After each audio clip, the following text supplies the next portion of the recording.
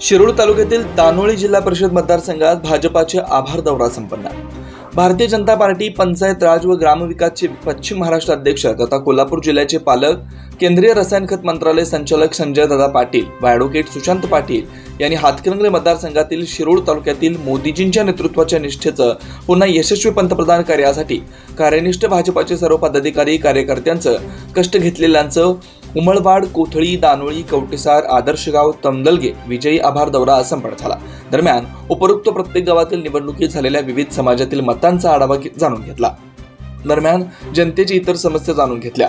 उदाहरणार्थ शेतकरी वर्गातील शेती खतांचे वाढीव दर, MSP यांचा ताळमेळ, नंदीवाली वसाहतीमधील समाज मंदिर हॉल, दाखले व विकास कामे याबाबतही चर्चा करण्यात आली।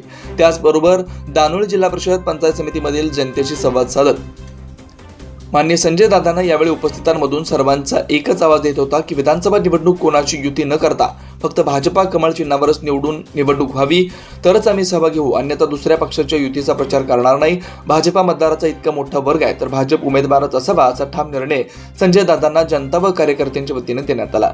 वरिष्ठांपर्यंत मांडण्यात यावं अशी मागणी त्यावेळी यांनी केली आहे। या आभार दौऱ्यात संजय दादा यांच्या सोबत मेजर सुनील पाटील, आमगौंडा पाटील, उमेश शंभू शेटे, सचिन गवळी सोबत उमळवाडहून दानलिंग चौगले, रमेश चौगले, तंटामुक्त अध्यक्ष राजू चौगले, हरी मोठे, सुनील मोठे, रावसाहेब पाटील, राजू मिरजे, कोथळी भाजपा पंचायत राज व ग्रामविकासचे संयोजक श्री राजगोंडा पाटील, गौतम इंगळे सावकर, सौरभ मगदूम, संजय हराळे, वृषभ पाटील, पांडुरंग नंदीवाले, राजगोंडा संकाई, प्रवीण पाटील, शरद इंगळे, दीपक मारगावे, दानोळीचे तंटामुक्त अध्यक्ष पायगोंडा अलमाने, जिल्हा परिषद नेते संजय माने, जैन प्रकोष्ठ जिल्हाध्यक्ष अण्णासाहेब पाटील, संदीप पाराज, अमोल क्षीरसागर, रमेश इंगवले, कवटेसार दादासाहेब पाटील व इतर, तमदलगेचे राजाराम नंदीवाले, श्रीकांत पवार, बापू नंदीवाले, अर्जुन नंदीवाले, बशीर फकीर।